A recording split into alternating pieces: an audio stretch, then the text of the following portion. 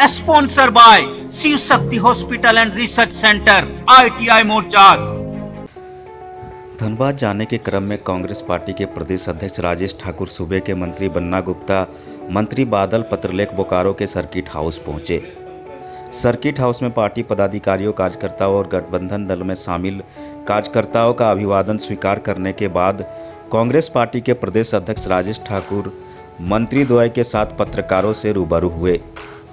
पत्रकारों के सवालों पर बोलते हुए कांग्रेस पार्टी के प्रदेश अध्यक्ष राजेश ठाकुर ने कहा कि जिला 20 सूत्री के अध्यक्ष और उपाध्यक्ष को लेकर जल्द ही निर्णय ले लिया जाएगा। पद को लेकर पार्टी नेताओं के दिल्ली परिक्रमा पर स्पष्ट संदेश देते हुए राजेश ठाकुर ने कहा कि कोई भी पद जन की सेवा के लिए होता है और इसलिए जन सेवा की परिक्रमा होनी चाहिए। पत्रकारों के बीच बोलते हुए मंत्री बादल पत्रलेख ने कहा कि प्रदेश की जन समस्याओं को लेकर कांग्रेस पार्टी भी पूरी तरह से वाकिफ है, झारखंड मुक्ति मोर्चा भी जन समस्याओं को लेकर पूरी तरह वाकिफ है और प्रदेश के मुख्यमंत्री भी।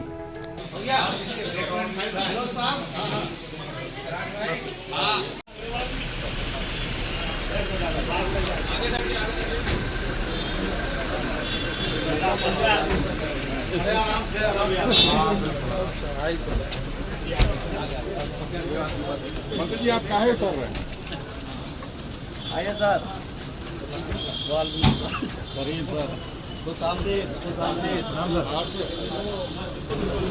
फिरोज साहब किधर है?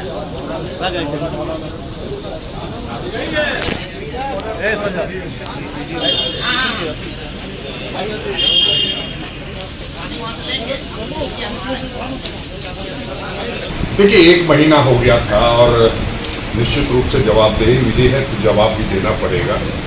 उसको लेकर के सारी जो अभी तक की फीडबैक थी कि किस तरह से संगठन को मजबूत करना है, कैसे सरकार में अपनी सहभागिता को पूरी तरह से बना के रखना है, 27% जो OBC के आरक्षण की बात है उसके लिए हमने क्या क्या किया है और क्या आगे तैयारी है, सरकार में कैसे गुहार लगाना है, तो उन सारी बातों पर चर्चा हुई है और हम समझते हैं कि बहुत जल्द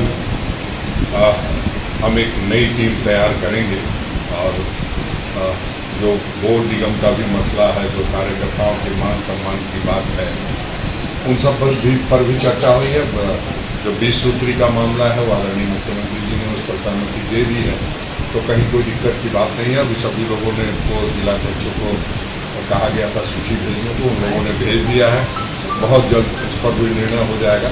तो सारी जो बातें हुई हैं वो उसको अमली जामा पहनाने का सब काम होगा और कल फिर से एक बार दोबारा दिल्ली जाना है और दिल्ली में जो हम लोगों ने यहाँ 2 प्रस्ताव पारित किए हैं, सरना धर्म कोड और जो जातीय जनगणना का जो मसला है वो भी हम लोगों ने पारित किया है। तो उन दोनों मसलों पर जाकर के हम गृह मंत्री अमित शाह जी से मिलने जा रहे हैं। के नेतृत्व में सभी जो सत्ता पक्ष के या सत्ता समर्थक के लोग, तो देखिए, भारतीय जनता पार्टी को चूँकि पिछड़ों के नाम पर नाम पर दुकान चला रही है और जिस तरह से उनका रवैया रहा पिछले 5 वर्षों तक डबल इंजन की सरकार रही। डबल इंजन की सरकार में प्रधानमंत्री भी पिछड़े वर्ग से आते हैं, मुख्यमंत्री भी पिछड़े वर्ग से आते थे, बावजूद पिछड़ा का पी शब्द का इन लोगों ने कभी इस्तेमाल नहीं किया। जब कांग्रेस पार्टी ने इस आवाज़ को बुलंद किया तब इन्हें याद आया पिछड़ों का। तो अब सब लोग समझते हैं, लोग जागरूक हैं। हमारे पूर्व प्रधानमंत्री स्वर्गीय राजीव गांधी जी ने सूचना क्रांति का जो ये हथियार दिया है मोबाइल, उस पर सब कुछ है, सब पता है किसने क्या किया है, किसी को बताने की जरूरत नहीं है। और कांग्रेस को कोसने से सत्ता एक बार मिल गई, दोबारा मिल गई थी, लेकिन कांग्रेस को जब राज्य में ज़्यादा कोसा गया तो सड़क पर आ गए। तो हमें लगता है कोसने की जरूरत नहीं है, काम करने की जरूरत है। आए हमारे साथ, पिछड़ों की मांग को बुलंद करें, उनको आरक्षण देने का काम करें। जातीय जनगणना के लिए जो हम लोग प्रधानमंत्री जी से मिलने जा रहे हैं, गृह मंत्री जी से, उसमें सहयोग करें। उसमें हमने भाजपा को भी न्योता दिया है, उनको जाना चाहिए, उनके अध्यक्ष को, और जाकर के अपनी बात को रखना चाहिए अगर सचमुच में पिछड़ों के हिमायती हैं। दिल्ली दौरा हो गया, क्या फीडबैक फिर से एक बार प्रभारी की ओर से आप लोगों को मिला? राष्ट्रीय पार्टी है, राष्ट्र के पार्टी के जो भी गाइडलाइन है उसके अनुसार वो कभी आते हैं, लोगों को गाइडलाइन देते हैं, फिर हम लोग जो वर्कआउट करते हैं वो जाके बताएंगे। और समय समय पर पूरे राष्ट्र में जो कौन से इश्यूज पर हमें खड़ा होना है, इन सब का भी ब्रीफिंग वहाँ से मिलता है।